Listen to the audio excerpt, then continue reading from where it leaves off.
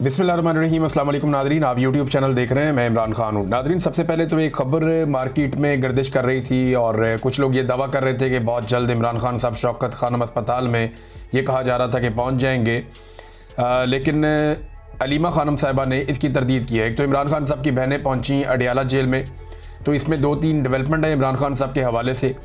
एक उनके बेटों के वीज़ा के हवाले से, एक सुप्रीम कोर्ट ऑफ पाकिस्तान में इमरान खान साहब के हवाले से जो केस चला वो कि उनकी जो ज़मानतें हैं 9 मई के मामलात में, और दूसरा शौकत खानम में क्या उन्हें शिफ्ट किया जाएगा। ये वो चीज़ें हैं जो मैं सबसे पहले इमरान खान साहब के बारे में आपके सामने रखता हूँ।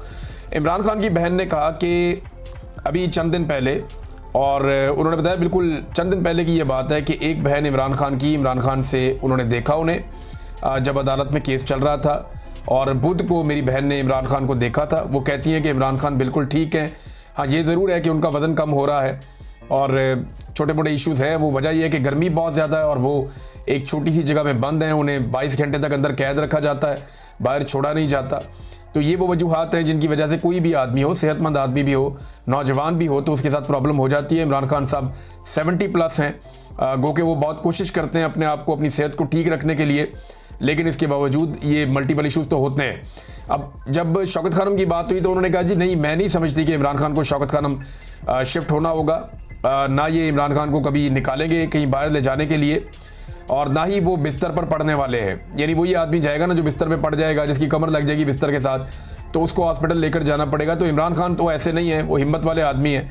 मुझे नहीं मालूम कि ये बात कहाँ से आई कि गंडापुर ने दरख्वास्त की है कि शौकत खानम में इमरान खान को शिफ्ट किया जाए। ये खबर एक्चुअली इस तरह से आई थी कि गंडापुर साहब ने कोई दरख्वास्त की है कि इमरान खान साहब को शौकत खानम अस्पताल शिफ्ट कर दिया जाए या उन्हें वहाँ पे दाखिल करवा दिया जाए। इमरान खान साहब, मुझे नहीं लगता कि ऐसा वो करेंगे। हाँ, लेकिन एक जो दरख्वास्त है वो उनकी पार्टी की जानिब से दी जा रही है, और वो ये कहा जा रहा है, पार्टी भी कह रही है, उनकी बहनें भी कह रही हैं कि इमरान खान साहब को उनके डॉक्टरों से चेक करवाएं और ये इजाज़त दी जाए कि इमरान खान साहब के जो अपने मुआलिज हैं वो आएँ और आकर इमरान खान साहब को जेल में देखें, ताकि जो है इमरान खान साहब की भी और बाकी फैमिली की और जो कारकुन है पाकिस्तान तहरीक इंसाफ के, उनकी भी तसल्ली हो जाए। इस पे जो है वो शौकत बसरा साहब ने एक आइडिया दिया है कि तमाम MPs MNAs जाके अडियाला के बाहर पुरअमन तौर पे बैठ जाएं, जब तक इमरान खान साहब को उनके अपने डॉक्टरों से ना मिलवाया जाए तब तक वो वहाँ पे धरना देकर बैठें और एहतजाज करें। भारत इमरान खान साहब की बहनों को जब मैं ये वीडियो रिकॉर्ड कर रहा हूँ तब तक के लिए तो इतला ये थी कि उन्हें नहीं मिलवाया गया। इमरान खान साहब के बेटों के नाइकॉप के हवाले से, देखिए नाइकॉप वाला मामला तो लटका हुआ है, वो तो लंबा चलेगा, लेकिन उनके बेटों को वीज़े भी फराहम नहीं किए जा रहे और ये मामला लगातार हुकूमत की जानिब से लटकाया जा रहा है। तो हुकूमत ये देख रही है कि कब वीज़े फराहम करने हैं उनके बेटों को। मेरे ख्याल में हुकूमत ये फैसला तब करेगी जब चीज़ें थोड़ी डाउन हो जाएंगी, और तब वो उनके बेटों को आने की इजाज़त देगी और इमरान खान से मिलने की इजाज़त देगी। हुकूमत ऐसे मौके पर नहीं आने देगी जब मामला ज़रा गर्म हो। जो मुझे दिखाई देता है वो ऐसे ही है। सुप्रीम कोर्ट ऑफ पाकिस्तान में आज इमरान खान साहब का केस लगना था, और ये केस शहबाज रिजवी साहब और तारक बाजवा साहब, 2 जज हैं लाहौर हाई कोर्ट के, उन्होंने इमरान खान साहब के खिलाफ फैसला दे दिया था, उनकी ज़मानत खारिज कर दी थी 9 मई के हवाले से। और जिस बुनियाद पे खारिज की थी, यानी वो बड़े अजीबोगरीब मामलात थे। यानी एक पुलिस वाला कहता है कि वो सोफ़े के नीचे था, कोई कहता है जी मैं टेबल के नीचे था, कोई कहता है जी मैं पर्दे के पीछे था। तो इस तरह की गवाहियों की बुनियाद के ऊपर इमरान खान साहब की साजिश को दुरुस्त मानते हुए लाहौर हाई कोर्ट ने इमरान खान साहब की जो ज़मानत है 9 मई में, उसे कैंसिल कर दिया था, उन्हें ज़मानत नहीं दी थी। तो अब ये जस्टिस याया अफरीदी साहब की अदालत में मामला है, तो याया अफरीदी साहब केस की मेरिट पर बात नहीं करेंगे, ये उन्होंने अपनी अदालत के अंदर कहा।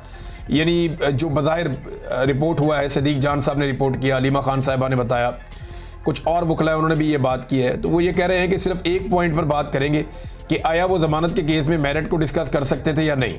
यानी लाहौर हाई कोर्ट में जो ज़मानत का केस है उसके अंदर जो केस के मेरिट्स हैं कि ये केस ठीक तरह बना है या नहीं बना, इसको डिस्कस किया जा सकता था या नहीं किया जा सकता था, सिर्फ ये नुकता हम यहाँ पे उठाएंगे, हम मेरिट्स के ऊपर बात नहीं करेंगे। इसका सादा मतलब जो मुख्तलिफ लोगों ने समझाया, जो वहाँ पे जर्नलिस्ट मौजूद थे, उन्होंने, क्योंकि मैं कोर्ट रिपोर्टर नहीं हूँ, मैं इतना कानूनी मामलात को नहीं जानता, एक तालिब इल्म हूँ इस हवाले से, लेकिन जो चीज़ें सामने आई मैं आपके सामने रख देता हूँ। जितना मैंने इसको समझा है वो ये है कि सुप्रीम कोर्ट ऑफ पाकिस्तान नहीं चाहती कि ये वाले मामला सुप्रीम कोर्ट ऑफ पाकिस्तान में आएँ कि एक पुलिस वाला टेबल के नीचे छुप गया, कोई पर्दे के पीछे घुस गया, कोई सोफे के नीचे घुस गया, और ये पुलिस वालों ने इस तरीके से इमरान खान साहब की साजिश पकड़ी फिर कभी रिपोर्ट भी नहीं की, फिर कभी जय वकुआ पे भी नहीं गए, फिर उसके बाद कभी किसी को बताया भी नहीं, और जब बताया तो उसके बाद भी कोई वहाँ पे नहीं गया, किसी ने जाके इलाके का नक्शा नहीं बनाया।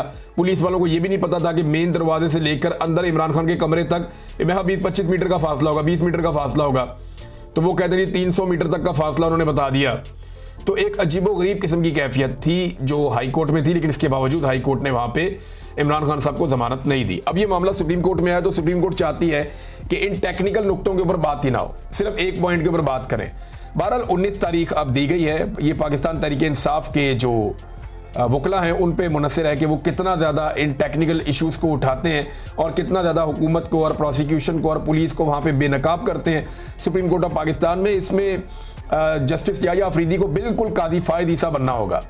अगर तो वो ये चाहते हैं कि बिल्कुल भी जजेस और पुलिस और पूरा जो इंतज़ामी स्ट्रक्चर है वो एक्सपोज ना हो, तो फिर उन्हें हर हाल में मेरिट्स जो है वो डिस्कस नहीं होने देने चाहिए, यानी उन्हें कोशिश करनी होगी बिल्कुल कादी फायद ईसा की तरह बन जाए और कोई ऐसी बात सुने ही ना, और बल्कि सुनने से इनकार कर दें जिस बात पे इंसाफ हो सकता हो या जिस बात के ऊपर कोई सवाल उठता हो वो सवालात ही उठने ना दें। इस लेवल पे उन्हें जाना होगा। अब देखते हैं कि 19 तारीख को पाकिस्तान तहरीक इंसाफ के जो वकला है वो कितनी तैयारी करके जाते हैं। बहरहाल इन्होंने वकला ने इस केस को बहुत ज़्यादा एक्सपोज भी किया है। नादरीन, एक और इम्पॉर्टेंट खबर है और वो ये है कि अमेरिका की सरजमीन पर आसिम मुनीर साहब ने जो एक तकरीब से खिताब किया, यहाँ पे कोई 100 से 150 लोग मौजूद थे और ये पाकिस्तानी थे, इन्हें इकट्ठा करके लाया गया था। तो आसिम मुनीर साहब ने गालिबन टैंपा में ये खिताब किया है और वहाँ पे मुख्तलिफ हवालों से उनका खिताब मुतनाज़ हो गया। अब कोई वीडियो तो है नहीं, ये जो लोग जिन्होंने सुना उन्होंने आके बाहर रिपोर्ट किया और उनके ज़रिए से ये मीडिया के अंदर खबरें छप गई। अब वो खबरें छपने के बाद कहीं से तरदीदें आ रही हैं, कहीं से तस्दीकें आ रही हैं, लेकिन एक चीज़ तो क्लियर है कि आर्मी चीफ साहब ने भारत को अमेरिकी सरजमीन पर खड़े होकर चैलेंज ज़रूर किया। ये बात बिल्कुल क्लियर है कि अमेरिका की सरजमीन पर खड़े होकर पाकिस्तान के आर्मी चीफ ने भारत को चैलेंज किया। अच्छा, भारत को इस बात में बड़ी तकलीफ हो रही है, वो ये कह रहा है कि ये कैसे हो सकता है कि हमारा एक दोस्त मुल्क है अमेरिका, उसकी सरजमीन पे खड़ा होकर हमारा एक दूसरा जो मुल्क है पड़ोसी वो हमें धमकियां लगा रहा है, तो ये हमारे लिए बड़ा एक नेगेटिव उन्होंने कहा। लेकिन आर्मी चीफ पाकिस्तानी कम्युनिटी से बात कर रहे थे, वो कोई अमेरिकन से तो बात नहीं कर रहे थे, ना वो कोई प्रेस कॉन्फ्रेंस कर रहे थे, लेकिन उन्होंने पाकिस्तानी कम्युनिटी से जो बातें की उनमें दो चीज़ें बड़ी उनके बयानात जो हैं वो वायरल हुए। एक के ऊपर तरदीद आ रही है, ये कहा जा रहा है कि जी मर्सिडीज़ और डंपर ट्रक का जो है ना, इन्होंने मिसाल दी है आर्मी चीफ ने कि एक डंपिंग ट्रक, पाकिस्तान की मिसाल उन्होंने कहा ऐसे जैसे एक डंपर ट्रक है जो बहुत माल लेकर जाता है, वो लेकर जाता है सामान, और इंडिया की मिसाल उन्होंने ऐसे दी है कि जैसे वो एक नई नवेली मर्सिडीज़ है जो हाईवे पे आ रही है, और अगर इनका तसादुम हो जाए तो फिर नुकसान किसका होगा, ये सवाल आर्मी चीफ ने पूछा।